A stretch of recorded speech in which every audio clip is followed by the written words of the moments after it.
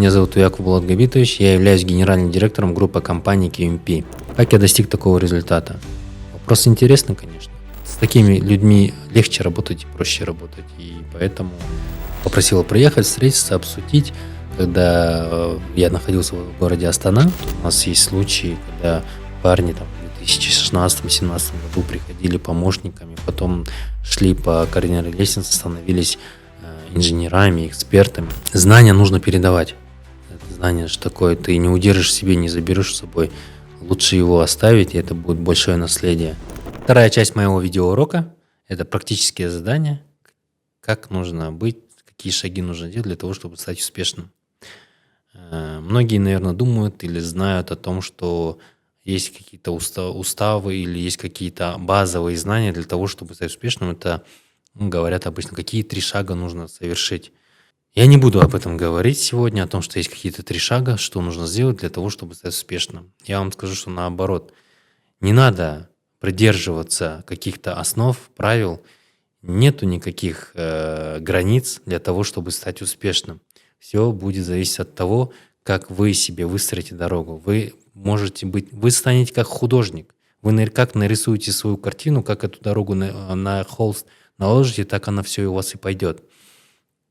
Поэтому многие книги, литература пишут о том, что нужно быть там целеустремленным, план составлять, нужно усердным быть, да?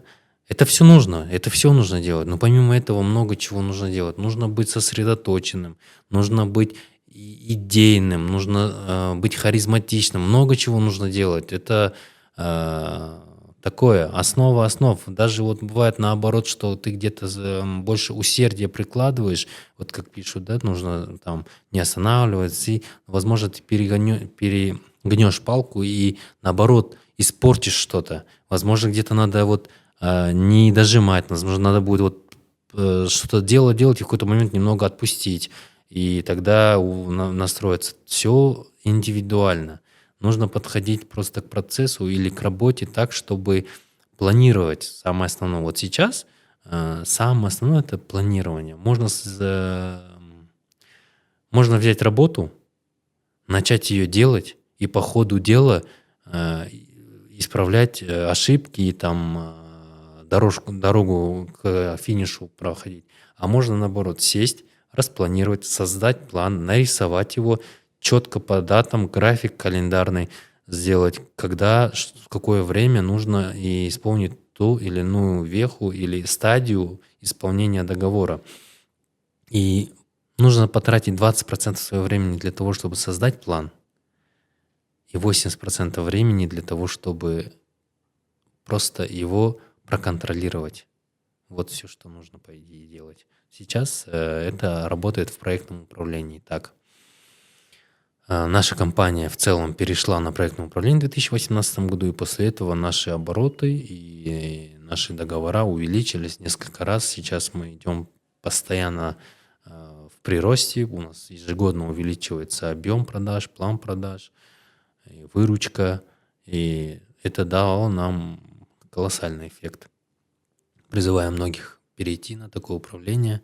20% планирования дает вам 80% успеха. В общем, что еще хотелось бы пожелать из практических знаний? Как я уже говорил о том, что нужно быть честным перед собой, перед своими людьми, перед своими коллегами, перед своим окружением, с кем ты будешь совершать. Возможно, вы будете работать в команде. Если в команде будет так, что не будет ясности, честности перед друг другом, то и результат он может быть не такой. А еще результат – это основной эффект, движимый эффект.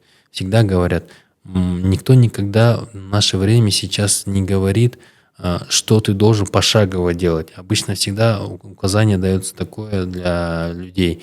Результат. Я хочу, чтобы у меня отчет был в пятницу вечером, допустим. Как ты его сделаешь, никого не волнует. Вот тебе в понедельник дали задание, ты в пятницу должен быть готов. Возможно, ты его сделаешь за 1 день.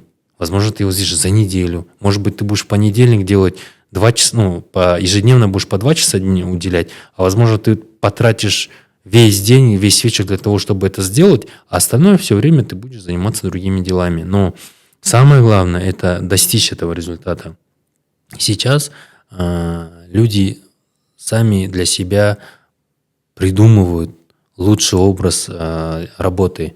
Многие уходят на удаленку, им так проще делать. Многие, наоборот, им тяжело работать с дома, они работают в офисе. И сейчас у нас становится гибридный график, поэтому и в работе также. Никто не говорит, что ты должен именно сидеть 2 часа в день и тратить на отчет, чтобы он был в пятницу готов. Все говорят, все говорят сейчас конечный результат, и поэтому нужно быть идейным, нужно придумывать для себя так, чтобы можно было успевать больше времени.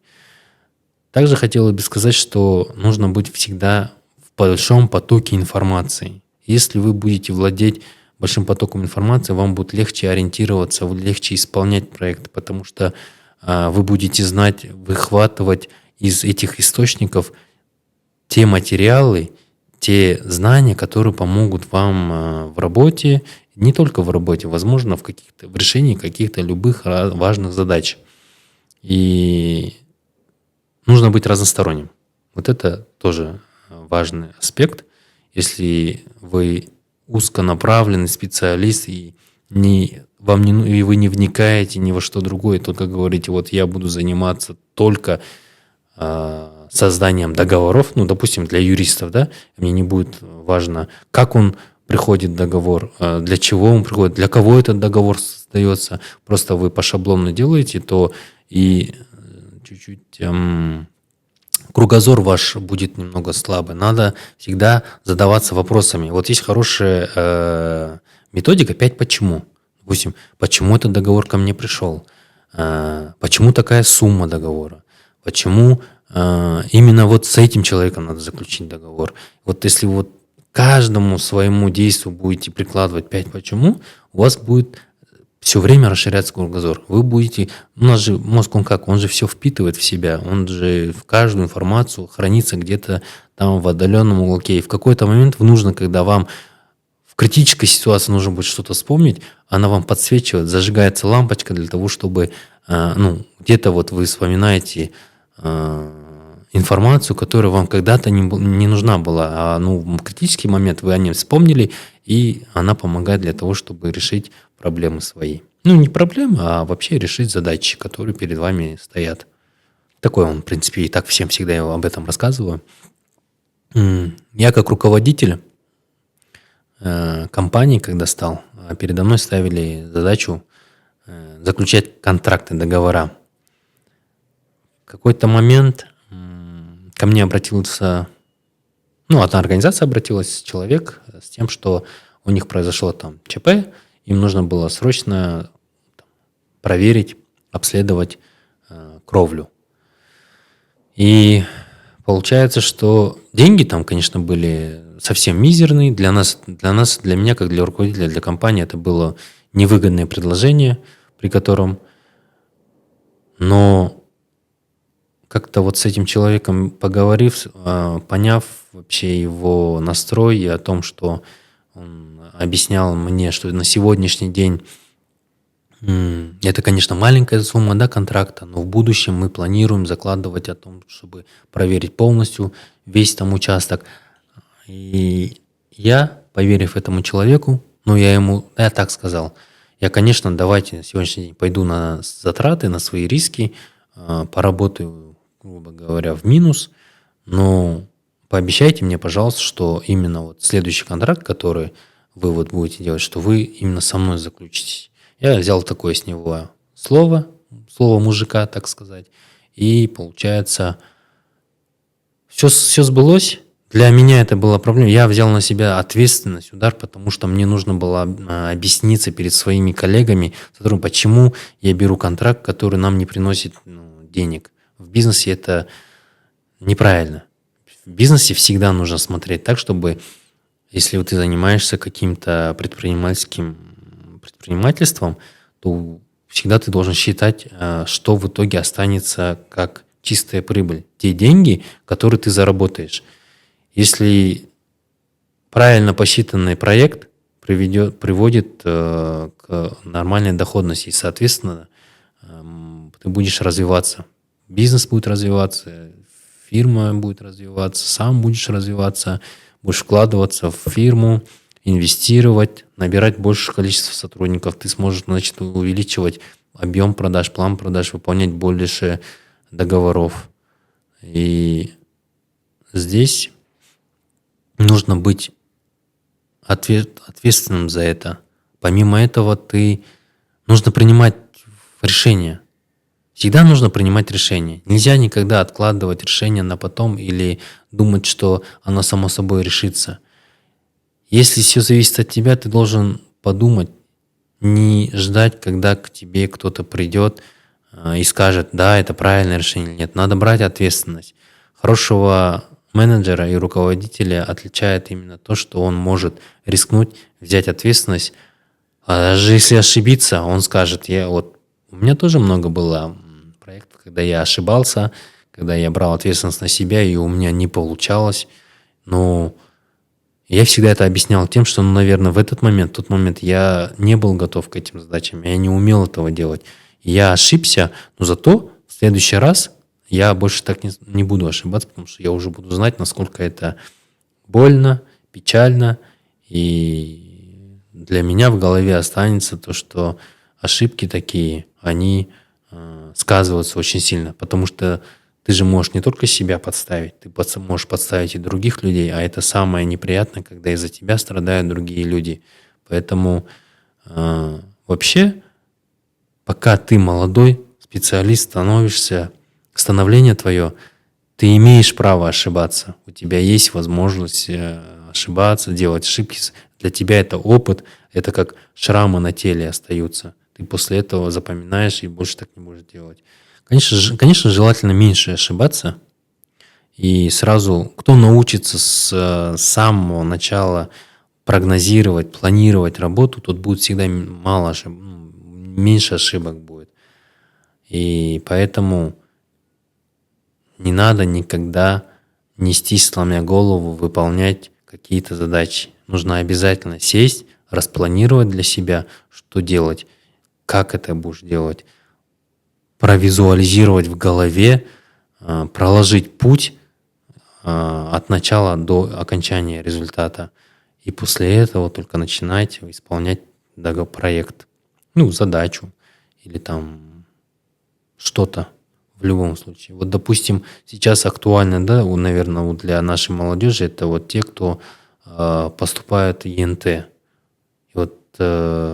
в университет, чтобы в университет поступить, нужно на грант. Чтобы на грант поступить, нужно выполнить, набрать определенное количество баллов. И тут тоже можно это все спланировать. Что нужно делать для того, чтобы набрать 100 баллов? Что нужно делать для того, чтобы набрать 120 баллов?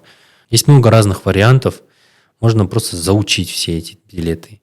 Можно нанять репетиторов. Можно как-то списать даже можно, у кого-то. Но просто для себя ты должен план сделать. Как ты это будешь делать? Ты будешь сам надеяться на свои силы, либо ты будешь надеяться на кого-то, или ты будешь ждать, а вдруг дело случая, вдруг тебя пронесет, и ты наугад проставишь ответы и 100 баллов наберешь. Минимально, сколько там. Сейчас многие из вас, наверное, заканчивают уже школу, будут планировать, кто-то будет поступать в университет, кто-то захочет сразу выйти на работу, кто-то, возможно, выйдет замуж, кто-то, возможно, уедет в другую страну учиться или еще что-то. Но для этого всего нужен какой-то план, как это делать. Если ты хочешь поступить в университет в Казахстане, значит, наверное, тебе нужно либо заплатить за учебу, либо поступить в ЕНТ. Самое основное – это пройти пороговый балл. Кто-то, возможно, не сможет поступить, кто-то, возможно, для себя планирует, не поступлю, пойду в армию, то что он должен будет дальше планировать? Хорошо, в армию пройдет, год пролетит. Дальше что делать? Придется армии, куда он дальше? Он сможет заново поступать или он будет искать работу? Это сейчас уже надо планировать. Надо жить желательно по плану того, что ждет тебя в ближайшие 2-3 года. Когда ты себе ставишь такую цель на ближайшие 2-3 года-5 лет, то тебе легче двигаться. То ты для себя прописываешь определенную цель, и ты стремишься к ней. Когда ты ставишь перед собой цель, для тебя это как вызов, проверка своих сил, насколько ты сможешь ее выполнить или нет. И желательно для каждого из вас сделать для себя сейчас выбор, где вы хотите оказаться через 5 лет. Подумайте об этом. Кем вы будете через 5 лет? Кем бы вы хотели быть через 5 лет? В какое направление вы пойдете? И от этого вы можете распланировать свои 5 лет, разделить их на каждый год и ставить в конце каждого года цель, что он должен был сделать за это время. Подумайте об этом и попросите родных, близких, кто может вам помочь. Сделайте для себя такой план. И я думаю, у вас все получится.